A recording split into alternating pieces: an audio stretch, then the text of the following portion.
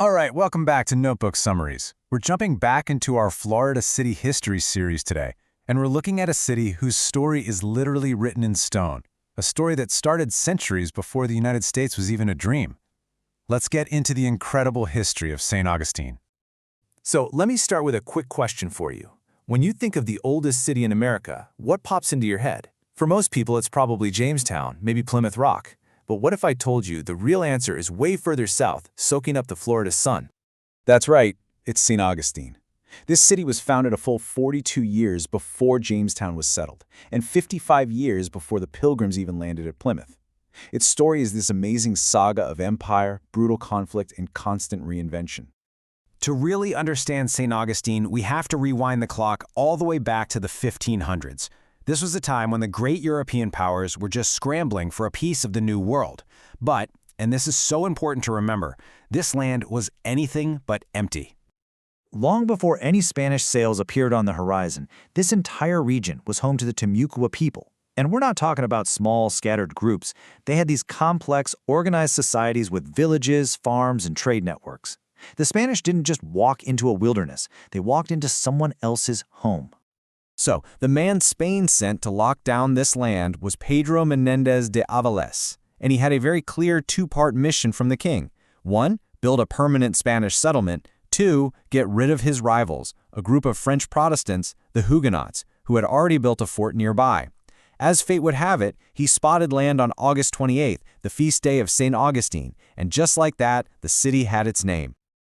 And this is where things get really intense. This quote reveals the raw, brutal nature of the city's founding. See, this wasn't just a squabble over territory, it was a religious war fought on American soil.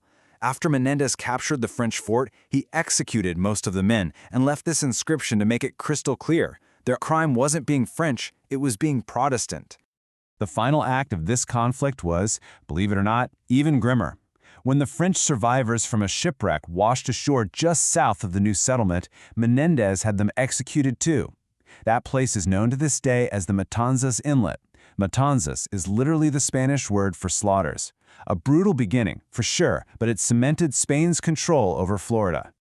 So with the French threat gone, you'd think St. Augustine could finally breathe, right? Well, not exactly. Its location right on the coast made it a juicy target for a whole new enemy, pirates and privateers sailing for the English. The city was going to have to get tough to survive. Just 20 years after being founded, the legendary Sir Francis Drake shows up and burns the whole city to the ground. Then, in 1668, a pirate named Robert Searle launches this absolutely devastating raid, killing dozens and looting everything in sight. These attacks made one thing painfully clear: the city's little wooden forts were basically useless. Searle's raid was the final straw. The Spanish crown realized if they didn't do something big, they were going to lose Florida. So, in 1672, they started building a massive, permanent stone fortress, the Castillo de San Marcos. It was made from a local shell stone called coquina, and it was a total game changer. And the fort's secret weapon was that coquina stone. It's this incredible porous material. So when the British came and laid siege to the city later, their cannonballs didn't shatter the walls. Instead, the walls just absorbed the impact, almost like a giant sponge. The Castillo worked. It had secured St. Augustine's future.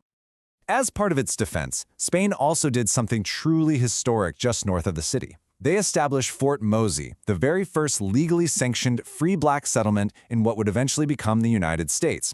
Basically, Spain offered freedom to any enslaved people who could escape the British colonies as long as they converted to Catholicism and agreed to serve in the militia. Fort Mosey became St. Augustine's first line of defense in the north. Now, that stone fortress could hold off an army, but it couldn't stop the winds of global politics. Over the next century, control of St. Augustine wouldn't be decided on the battlefield, but at the treaty table. This led to a wild period of shifting allegiances.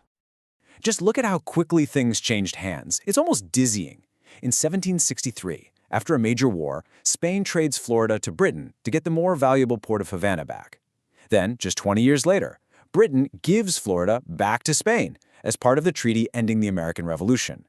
And finally, in 1821, a fading Spanish empire sells the whole territory to a young, rapidly expanding United States.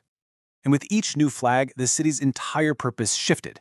Under the British, during the American Revolution, it was a safe haven for loyalists. They even used the fort to imprison 3 signers of the Declaration of Independence. Then, under U.S. rule, that same fort, now called Fort Marion, was used to imprison the famous Seminole leader Osceola. The city was just constantly adapting. Okay, let's fast forward a bit.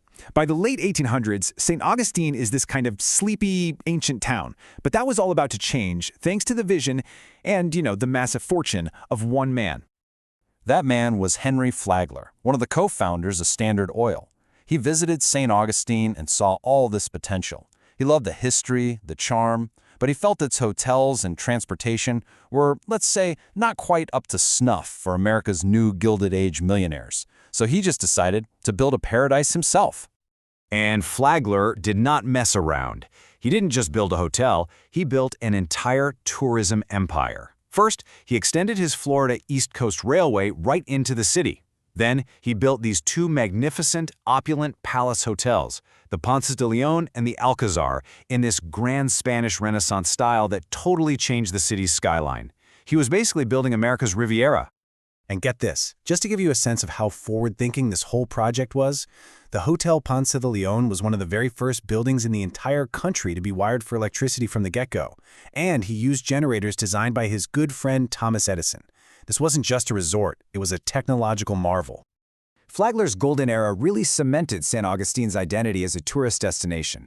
But underneath all that glamour, the city, like so much of the South, was deeply, deeply segregated. In the 20th century, that tension was going to explode, turning America's oldest city into a key battleground in the fight for civil rights. So, by the early 1960s, a full decade after the Supreme Court had already outlawed segregation in schools, St. Augustine was as segregated as ever. Local activists, led by heroes like a dentist named Dr. Robert Hailing, had been fighting a really brave but brutal battle for years, facing incredible violence from the Klan and resistance from city officials. In 1964, Dr. Hailing officially asked Dr. Martin Luther King Jr. for help. What happened next was this incredibly intense summer of protest. It all culminated in this infamous incident at the Monson Motor Lodge, when a group of both black and white protesters jumped into the whites-only swimming pool. The furious hotel manager actually poured acid into the water to try and force them out. A photograph of that moment, of acid being poured on American citizens who were peacefully protesting, it landed on the front pages of newspapers all over the world. That single image created this massive wave of public outrage, putting immense pressure on Congress. It helped break a filibuster in the Senate and push through the historic Civil Rights Act of 1964. The fight in America's oldest city helped change the entire nation. In the decades since, St. Augustine has really leaned into preserving its incredible, multi-layered history. Starting with its 400th anniversary back in 1965, major restoration projects have brought the colonial city roaring back to life. Today, it's this thriving cultural hub, famous for huge events like the Nights of Lights, all while trying to perform this delicate balancing act between tourism, modern growth, and protecting its one-of-a-kind heritage. When you think about it, from a Spanish military outpost to a Gilded Age resort, a civil rights battleground, and now a cultural treasure, St. Augustine has worn so many different faces. It really makes you wonder, after 5 centuries of survival and reinvention, what could the next chapter possibly hold for America's oldest city?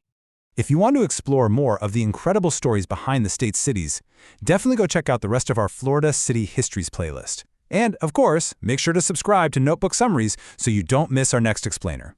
Thanks so much for watching.